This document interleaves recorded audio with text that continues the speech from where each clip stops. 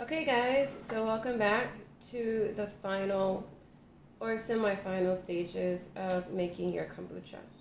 So as you can see, the scobies that we had in the first video are not the same scobies that we have now. What we did this time was we used our smaller SCOBY so that we could grow a bigger SCOBY. So as I showed you before, if you were to order online or something like that, you can actually purchase a SCOBY that would be about that size. So as I had mentioned in the video before, you can take a SCOBY this big and make kombucha. So this little SCOBY made this big SCOBY. So as you see, I have my lovely and more handsomer assistant, my husband here. This is the part that he does. So I usually do the first part and he does the second part. So how long have we had this SCOBY going? About 9 days, maybe. Huh? I think 9 days. 9 days. So this one we brewed a little bit longer because we had that tiny SCOBY. So if you see here, you've got a nice little white foam. When you go in with your spoon, you should have a fizz. So you see there, that's fizz. When you pick up your spoon, I'll try the ladle. When you use the ladle, that's not good. I'll try to show you. No, that's not really gonna work. When you put the kombucha onto your spoon, I'm not sure if you guys can see that. You can see there are some bubbles.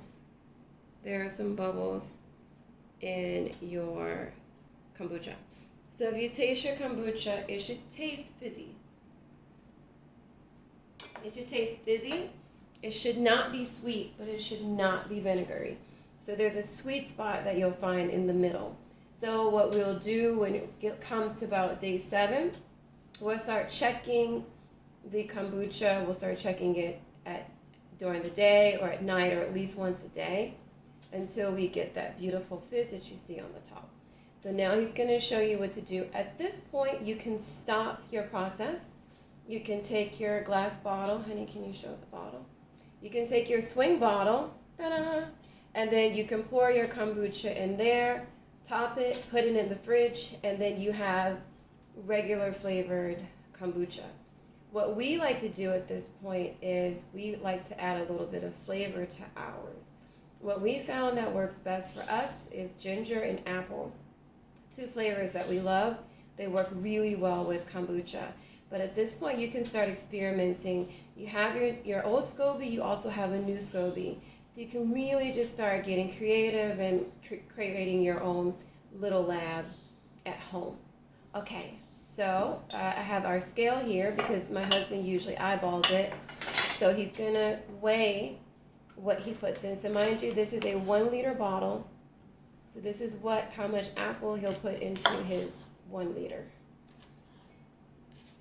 And this is how he slices it. We don't use a machine. We don't mince it really, really small or anything like that.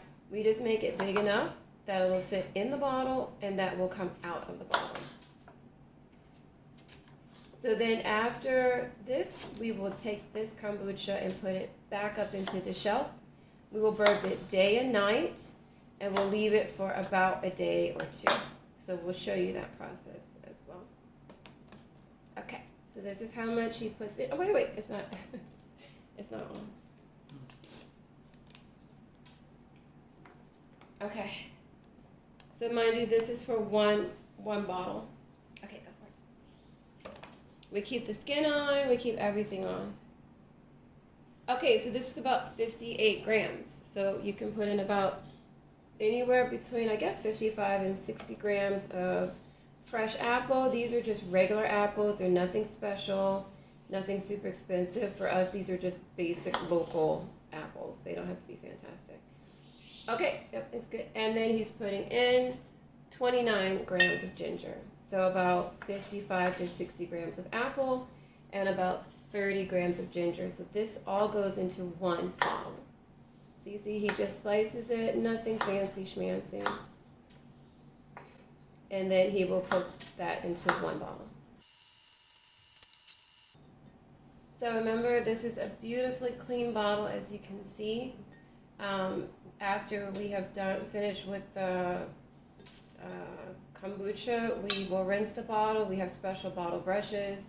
Give it a nice, beautiful scrub. Like I said, water first, then maybe a teeny bit of soap. And then we will scrub it out. And then he does the same slicing with the ginger.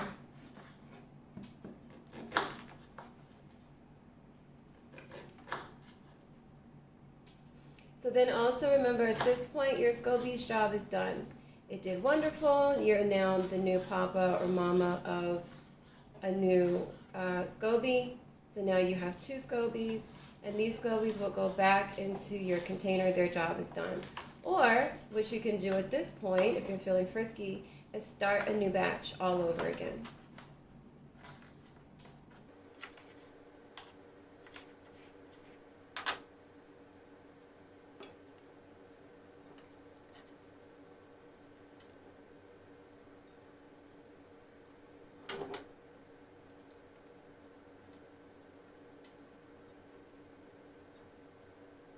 So now we'll take our little funnel. They can't see the funnel. Push it back. All right, so we have this really simple collapsible funnel here. It's something really cheap. Yes, there you go. Thank you, Mr. Model. So it's collapsible. That ladle's too big. Okay, great. So he's got his ladle. And he's just pouring it a little bit. So if you have a faster way to do this, you can go for it. But you have to be careful. So what you're seeing in this bottle and what we're hearing is fizz. I'm not sure if you guys can hear that.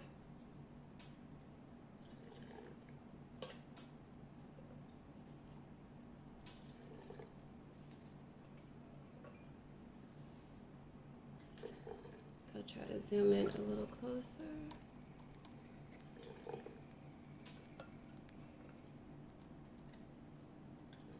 And you can see the fizz and the bubbles developing. That's going to be some very sexy kombucha. Now, the ginger and the apple together. So what's happening is that this kombucha is going to continue to eat the sugar from the apple. And it reacts really well to ginger. So this one is going to get super, super fizzy, like a really nice fresh bottle of soda. So remember also, when you're doing your second fermentation, again, we don't want to fill our bottle all the way up. We want to fill it just to about here, because when we come back tomorrow and we show you how much this thing will really start to fizz, you got to give it a little bit of space for the gas.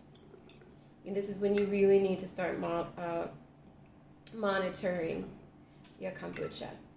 So while my handsome model, is doing that, I can show you what we do with the SCOBY. So if this is your first time, this is your first new baby, and then you have your old SCOBY, your jar won't be full like this one.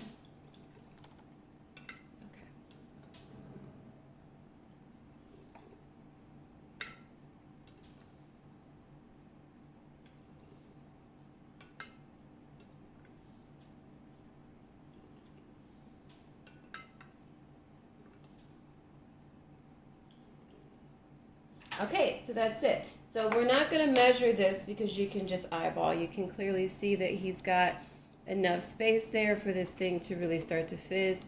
Give it some gas. We use the swing bottles. Like I said, these are probably $1.50 in America. Here in Bali, it's like 35,000. Okay, so this is a beautiful bottle of kombucha. So after this, we have the swing bottle. Just make sure that it is airtight. This goes back into the cabinet. It'll stay in the cabinet for a day or two, but you just wait for the kombucha to speak to you. We'll put it up there now. First thing in the morning, we will burp it. And you need to make sure to burp it very slowly, because in the morning, this is going to have loads and loads of fizz in it. But you need to burp all of that fizz out. and then you put it back in the cabinet, and then you burp it again at night, and then like I said, we'll burp it for a day or two. We'll show you that process. So also about starter tea. So here's where it gets a little confusing. This is now your starter tea. This is also delicious kombucha that you can put in a bottle like this and go have a party. So what you'll do is you will take your beautiful SCOBY, your first SCOBY, and then your first baby, and then your old SCOBY, and put it in its own personal jar. They did a good job, well done. You can actually see the fizz here. So that goes there. And usually what I'll do is I'll rotate them out. So this one I just use. So I'll usually put this one at the bottom just to give everyone a fair shake. So the next kombucha that we make, we'll use another one, just so everyone feels important and special. And then, like I said, we just wanted to show you that you can make a big SCOBY from a little one. So this is the little one that we started with. And from this little one, we grew that big one I just put in there. So Roman just did this for this one, but of course, after this video is over, he is going to make another bottle like this. So again, this here can go into this bottle directly into the fridge. You have regular flavored kombucha, or you can do like we do. You can choose whatever fruits and veggies or herbs or whatever you like. Go crazy, make your own, put it back into a swing bottle for a secondary fermentation. And then what you do is, if it's your first time, you will take this tea and pour it into this container. You need 1 to 1.5 cups of this tea to start a new batch of tea. Okay guys, so I hope all of that was very clear and made a lot of sense. And then what we'll do is we'll come back and just show you a few clips of tomorrow morning and how fizzy this beautiful kombucha will be. Okay guys, good luck.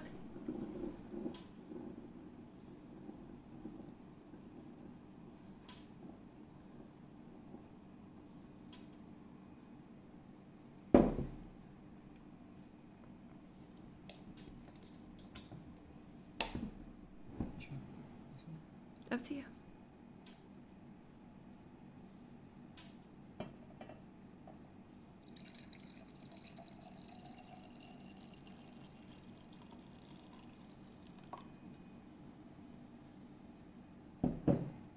Okay, good morning guys. So this is 12 hours after we had started our second fermentation. And as you can see, some of the apples are floating around, and we're gonna check to see how much gas, how much carbonation we have in the bottle. Okay, so here we go. So, not so much. And then this one. So this one here, you can see, started to fizz a little bit. So, honey, when do we know when we have enough carbonation in the fermentation? It's up to you. It depends on how do you like it. For me, I like it very carbonated, so I wait until when you open it, it starts just spilling out. So you have to burp it a few times. Okay, so for us, this is not good enough. But at this point, your kombucha is finished.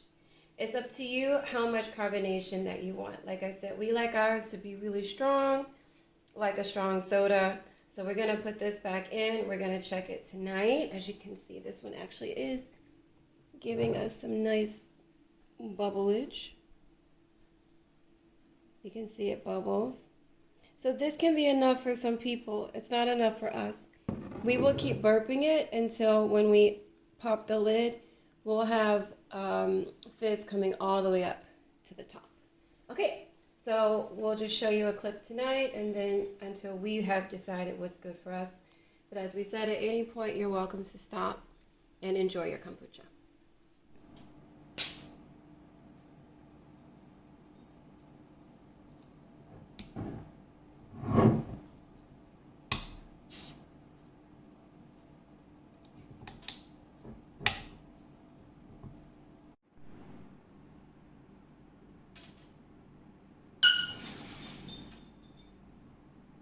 Careful.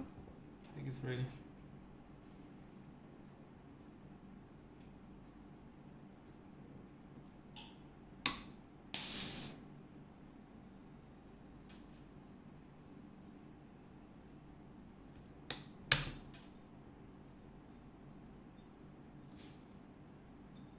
Yeah, this one's right. This one needs maybe until the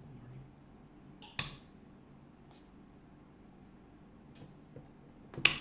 This one you'll burp all of the